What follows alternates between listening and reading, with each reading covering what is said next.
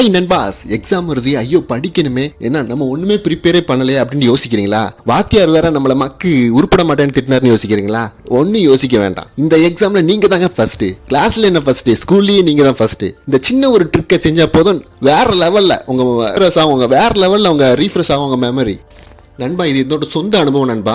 என்னென்னா, early morning காலையில் எத்தனை மணி, ஒரு 4 to 5 5 மணிக்குள்ளே, 4 மணிலேருந்து 5 மணிக்குள்ளே பண்ணுங்கள். முன்னாடி பண்ணாலும் நல்லதான், 4:30க்கு முன்னாடி பண்ணாலும் நல்லதான். ஸ்ட்ரைட்டாக உட்காந்துக்கிறேங்க.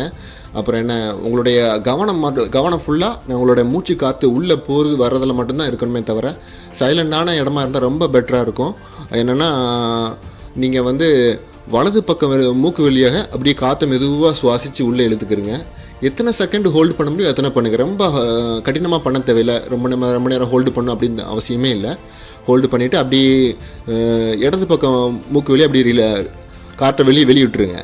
அதே மாதிரி இடது பக்கத்துலேருந்து சுவாசித்து திரும்ப வலது பக்கம் அப்படி மாறி மாறி எத்தனை செகண்ட்ஸ் பண்ணுங்கள் ஆரம்பத்தில்.